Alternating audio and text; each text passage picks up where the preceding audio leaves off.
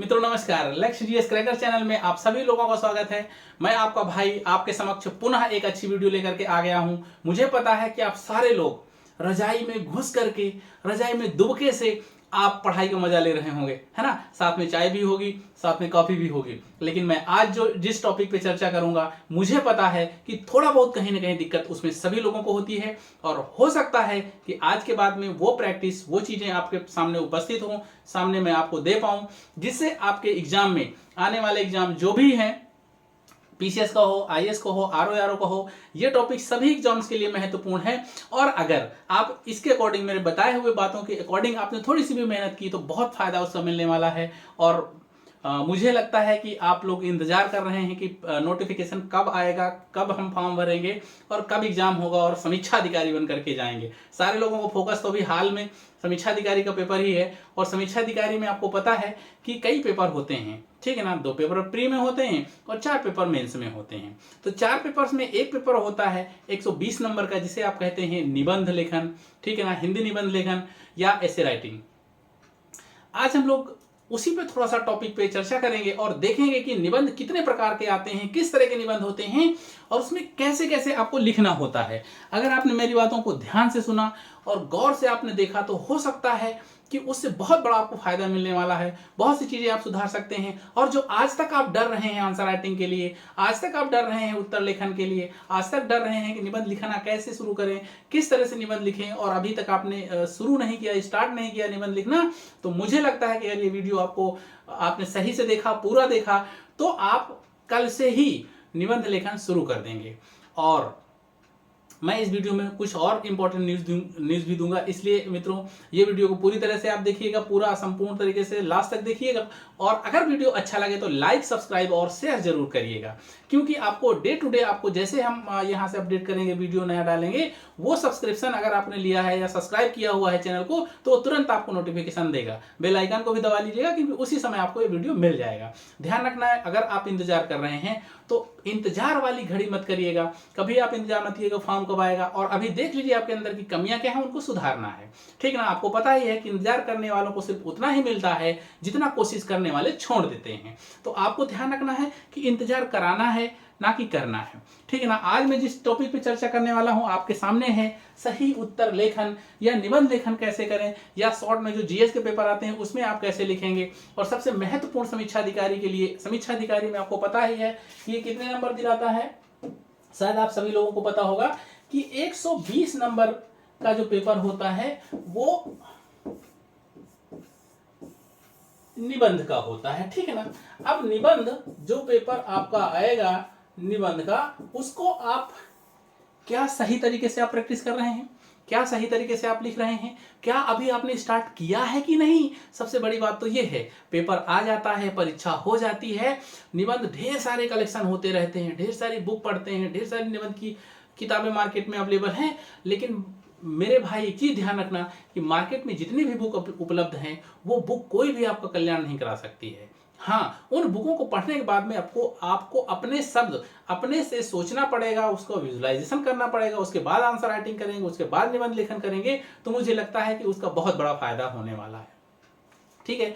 तो चलिए आज हम लोग थोड़ा सा हम चर्चा करेंगे कि देखिए, आप घर पे बैठे हो सकता है आप में से कुछ मित्र हो अभी सोच रहे हो कि इंतजार कर रहे हो कि जैसे समीक्षा अधिकारी की वैकेंसी आएगी तभी स्टार्ट करेंगे। मैं आपको कुछ वीडियो दिखाना चाहता हूं, लोग जो और कंपटीटर हैं किस तरह से लगे हुए हैं। आप घर में बैठ करके बिल्कुल पीछे मत रहिएगा, और जिस तरह से ये सारे लोग मेहनत कर रहे हैं वैसे करिएगा, और आंसर राइटिंग जिस तरह से कर रहे हैं वैसे आपको आंसर राइटिंग करनी है, ठीक है ना। तो चलिए आज हम लोग थोड़ा सा हम इनमें कुछ प्रकाश डालेंगे, कुछ जो कंपटीटर हैं उनकी चर्चा करेंगे, और सीधे टॉपिक पे आएंगे और बताएंगे कि आपको निबंध लेखन में कौन कौन सी सावधानी रखनी है और किन पॉइंटों पे आपको ध्यान देना है, ठीक है ना। तो मैं आपको एक वीडियो दिखाना चाहूंगा, एक पिक्चर दिखाना चाहूंगा कि देखिए, बच्चे अगर क्वेश्चन दिया जा रहा है तो लगातार आंसर राइटिंग कर रहे हैं और लगातार लोग मेहनत कर रहे हैं, और आप हैं कि आपको भी ऐसे ही मेहनत करनी है, ऐसे ही आंसर राइटिंग करनी है। कुछ कॉपियां मैं आपके सामने प्रस्तुत करूंगा कि देखिए, मैं आज जो जिन मुद्दों पर, जिन बिंदुओं पर चर्चा करूंगा, ये सारा है कि आप अच्छा उत्तर लेखन कैसे करेंगे। इन सारे बिंदुओं पर एक एक करके मैं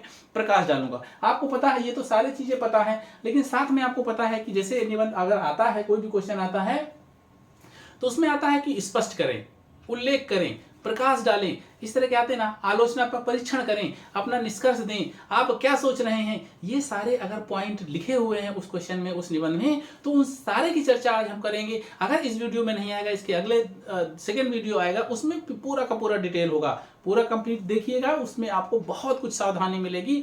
और मेरा दावा है कि आप अगले दिन से आंसर राइटिंग जो है निबंध लेखन स्टार्ट जरूर कर देंगे, ठीक है ना।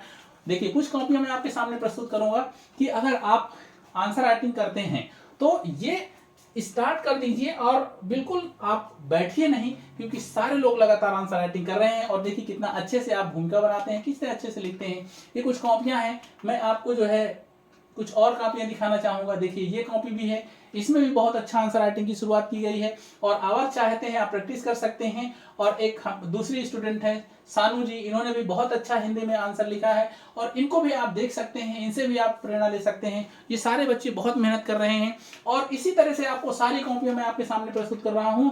और छोटे छोटे आंसर भी देखिए किस तरह से, कितनी सावधानी, कितने अच्छे से लिखे जा रहे हैं। तो जब ये सारे लोग मेहनत कर रहे हैं, ये सभी लोग लिख रहे हैं, तो आपको भी ऐसे ही आंसर राइटिंग करनी है और लगातार प्रैक्टिस करनी है। हम आते हैं मुद्दे पे। जो प्रमुख बिंदु है वो है अच्छा निबंध कैसे लिखें, ठीक है ना। तो अच्छा निबंध लिखने के लिए मैं आपको जैसे कि बताऊं कि अगर आप बात करते हैं आरओ एआरओ की, ठीक है ना। आरओ एआरओ में 120 नंबर का पूछा जाता है, 3 निबंध आपको लिखने होते हैं। और 3 निबंध में पहली बात तो इसमें एक चीज और करनी पड़ेगी कि आपको किसी भी निबंध को लिखने के लिए फॉर्मेटिंग करनी पड़ेगी।